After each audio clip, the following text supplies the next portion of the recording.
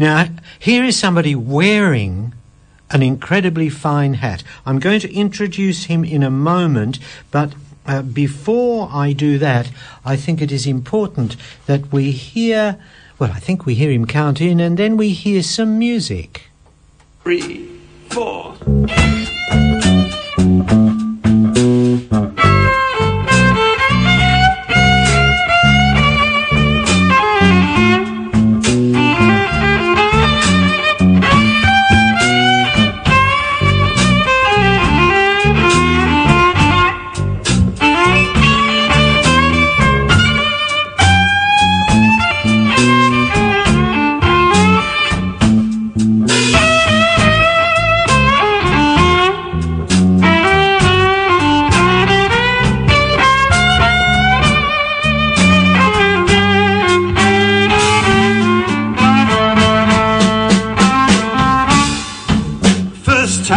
The blues.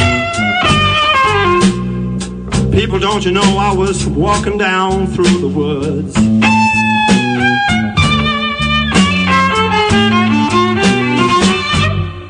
First time I met the blues. People, don't you know I was walking down through the woods.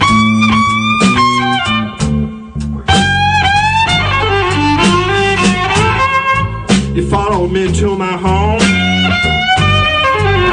You done me all the damage that you could.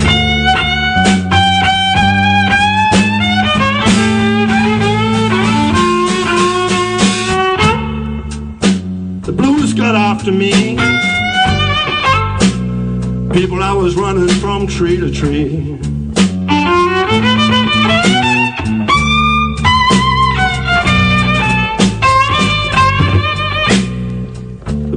We're very clever here at Capital Radio because Rupert Guenther, the international electric violinist, is, you can hear playing in the background now.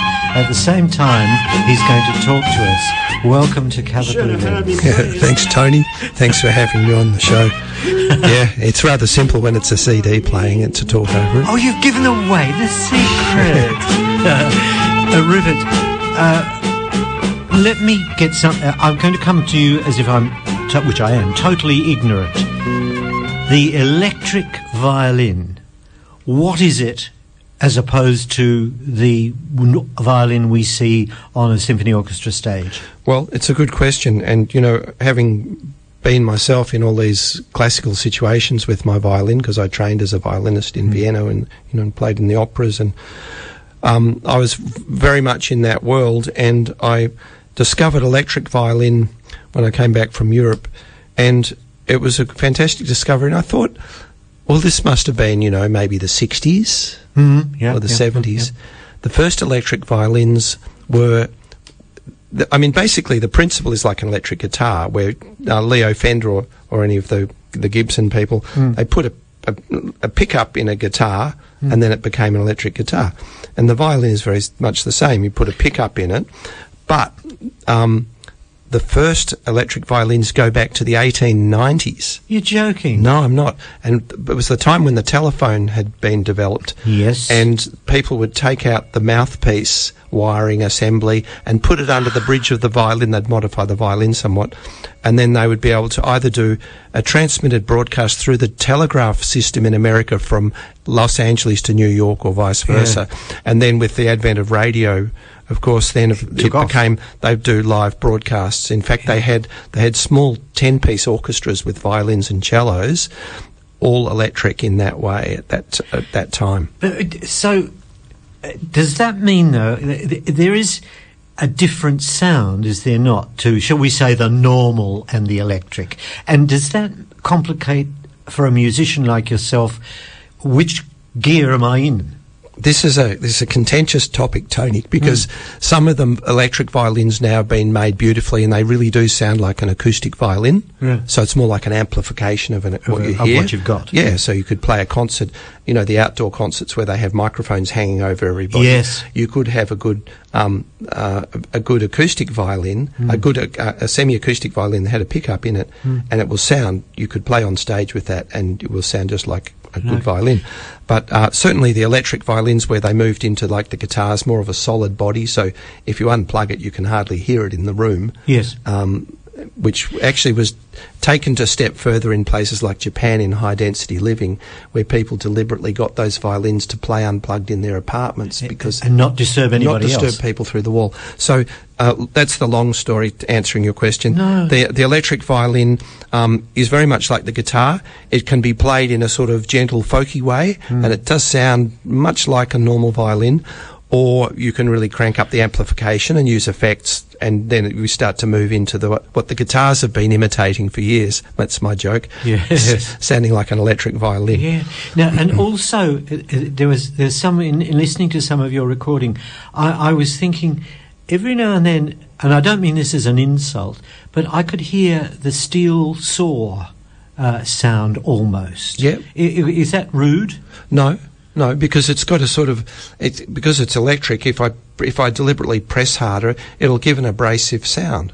Yes, and so in the blues, the blues stories, they're often hard luck stories about life. Yes. They're not, and I wouldn't say they're down, and we'll go into that another time. But some of the more aggressive moments in the playing, and as in classical music, in moments, where you have this enormous kind of assault on your ears. But so the idea is to give it a little bit more of a punch in the delivery, and it can sound a little bit more abrasive. So you get the tartness. Yeah.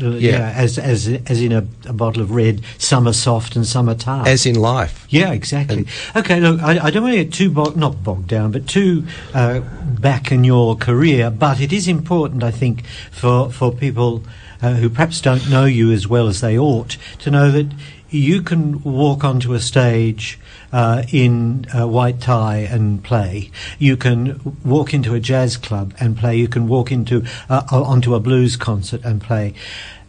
Why the diversity in your... What caused you to go from the symphonic to the blues or whatever? Look, I love this question. I wish more people would ask it, because when you go to a concert, you might hear a work by J.S. Bach, maybe a solo unaccompanied cello suite.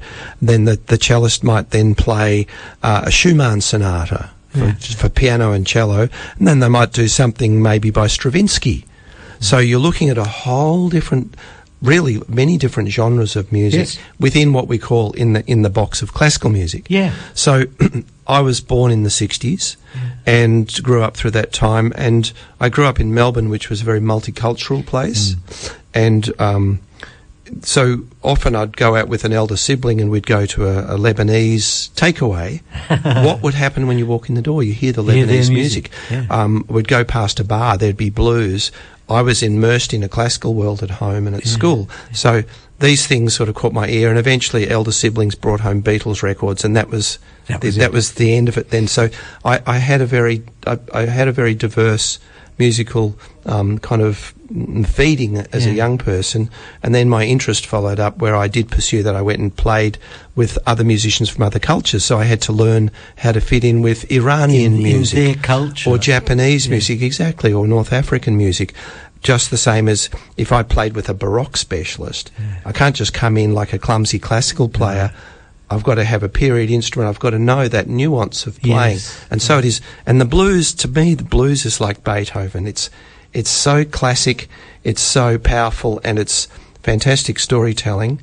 And in a way, it's a very masculine music, I'd say. And I think in my search for meaning in my life, having grown up in a very kind of well-educated family in classical music and these sorts of things, it was actually a relief for me to get my hands onto an electric violin and play some blues on and off through the years, just to kind of ground me in a different way. Now, before time runs out, we must talk about the blues show coming up. But before I do that, can we just very lightly touch on the various, the Elton Johns, the whole sort of stack of people that you know and have worked with?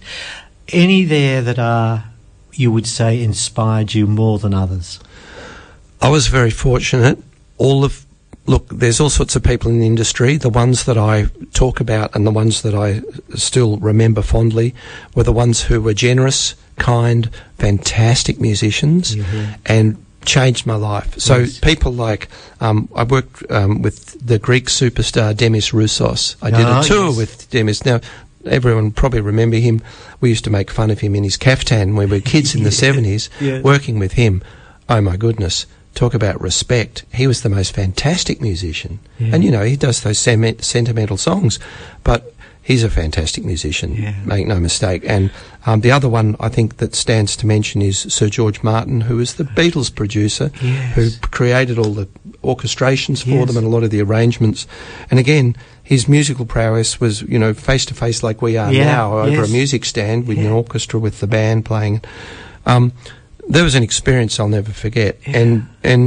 But on top of that, he was an incredibly thoughtful person. And you know what it's like when you're around, things rub off on you, hopefully good things, and in this case it was. So George was one of those people who was like I only worked with him for a couple of weeks. It was like a mentoring in what a musician could be like.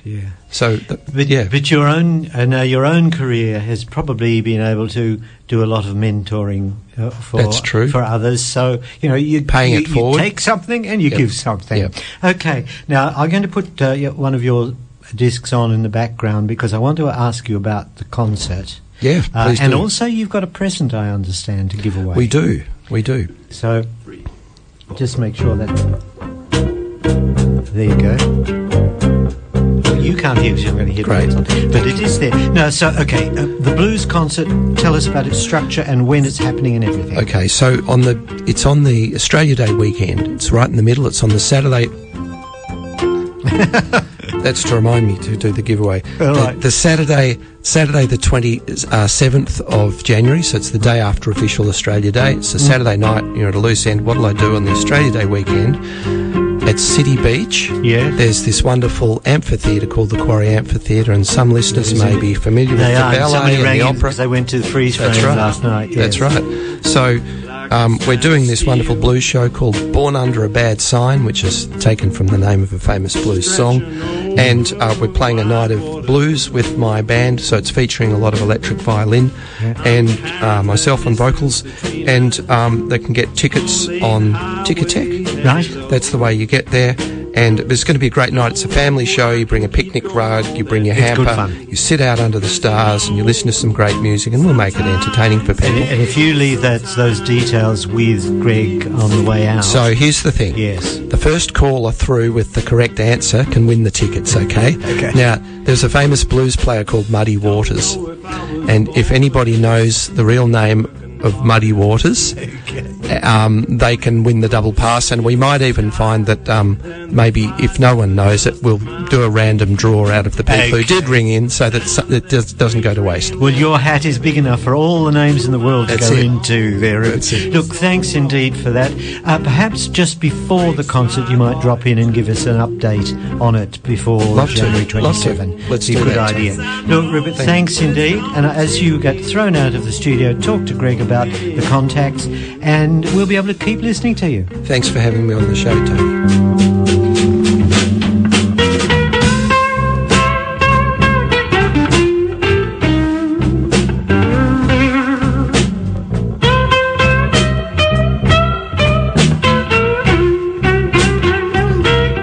So what you're listening to here, Tony was just asking me, I'm playing the violin, plucking it, and instead of putting my fingers on the strings, I'm using a spoon, much like the slide guitar. So you're listening to slide violin.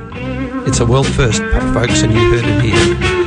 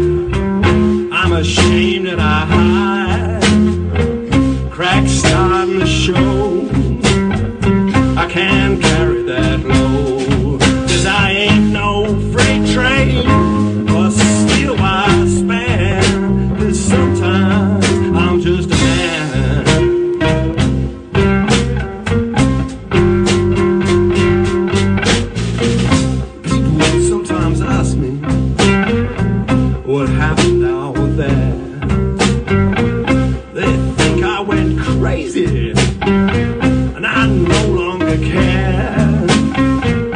How can I explain how I went to hell and back? I lost everything I knew, the 6,000 miles of the steel track. So don't ask me, 'cause I don't know what to say. Sometimes even steel gives way.